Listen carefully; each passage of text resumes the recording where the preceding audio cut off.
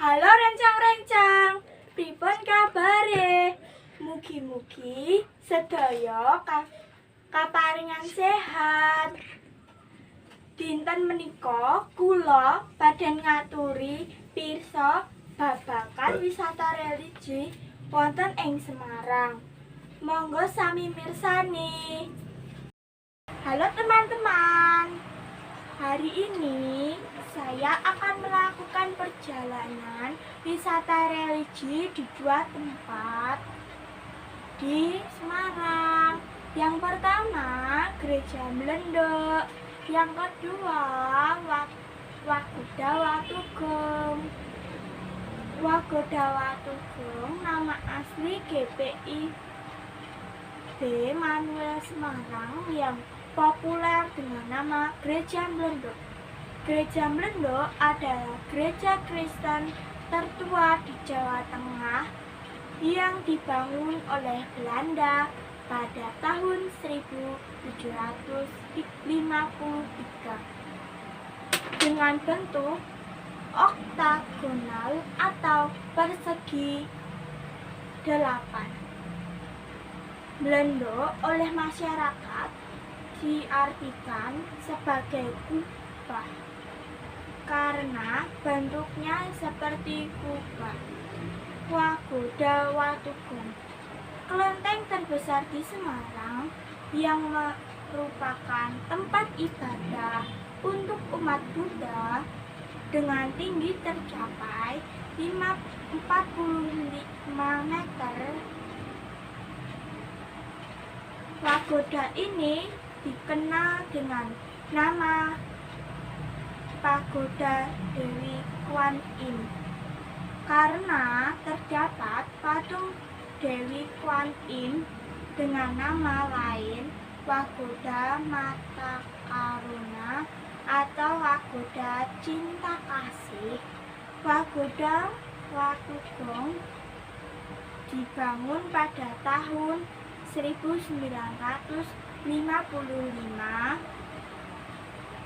Wagoda ini merupakan vihara pertama yang ada di Indonesia setelah keruntuhan Kerajaan Majapahit. Contoh persebaran hasil bumi di Jawa Tengah. Lahan jagung di Jawa Tengah terdapat di 6 kabupaten yang luas panennya lebih besar: Grombongan, Blora, Klaten, Wonosobo, Jepara, Kendal. Puncak panen jagung di Jawa Tengah umumnya pada bulan Januari yang merupakan hasil tanam bulan Oktober. Jagung biasanya ditanam di lahan tadal, hujan, dan lahan kering karena tersedia cukup air. Jagung merupakan salah satu tanaman pangan penghasilan karbohidrat yang terpenting di dunia. Selain gandum dan padi, ada daerah yang dijadikan sebagai makanan pokok. Jagung juga tinggi karbohidrat yang berguna sebagai sumber energi. Kandungan serat di dalamnya baik untuk pencernaan, kaya protein, baik untuk pembentukan tulang dan otot, dan juga sebagai vitamin pada jagung dapat membantu menurunkan kolesterol dan juga anti kanker.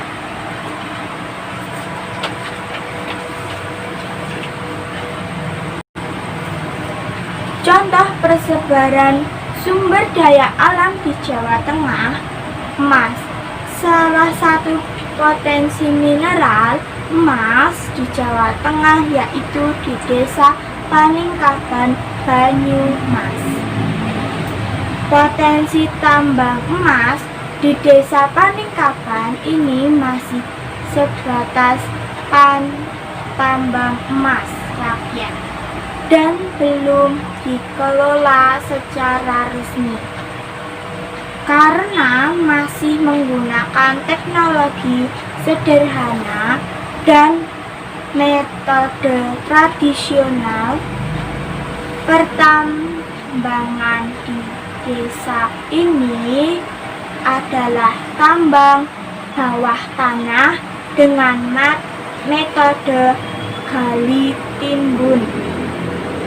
Emas adalah barang yang memiliki nilai stabil, warnanya yang kekuningan dan memancarkan kilat dan berkilau menjadikan emas sebagai barang ekonomis yang cukup mahal.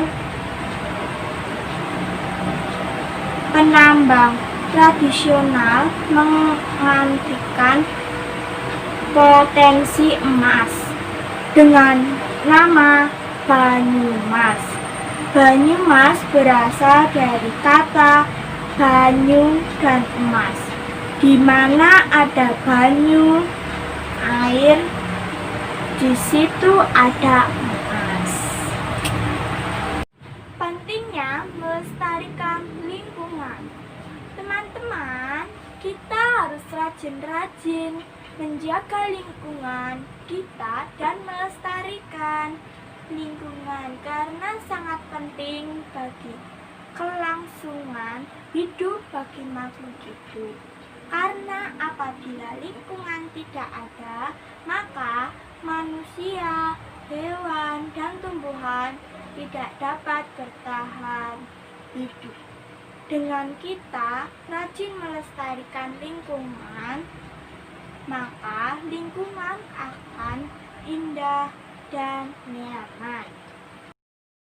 Satu tokoh yang berjasa terhadap kelestarian alam atau lingkungan di Jawa Tengah, Moh Sokip Garno Sunarno. Pria ini tinggal di Desa Colok, Kecamatan Dawe, Kudus. Moh Sokip merupakan kategori pembina lingkungan yang menerima pengharapan Kalpataru karena sumbangsih upaya pemeliharaan lingkungan hidup pada tahun 2016. Moh Sokip ini sekaligus puncon makam Sunar Mulia pada tahun 1999. Kaliun membentuk paguyuban masyarakat pelindung hutan PMPH Muria untuk mengelola dan melestarikan hutan di lereng Gunung Muria.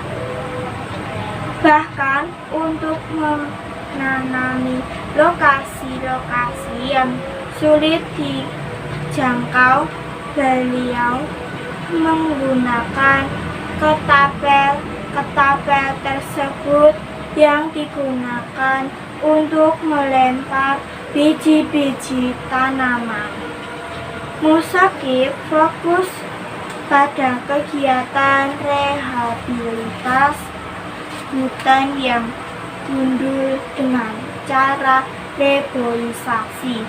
Mereka menanam aneka bibit tanaman seperti Ramayana, Kaliandra, karet, beringin, gintungan, dan pirijanto. Anggota paguyuban Moh Sokip menyebar biji sebagai sasaran utama jika lokasi yang akan dihijaukan terjal atau berlembah-lembah. Tidak berhenti pada aksi reboisasi, Soki pun berusaha menjadikan gerakan melestarikan hutan sebagai gerak moral. Musakib juga menghidupkan kembali perkebunan kopi Robusta seluang ketan.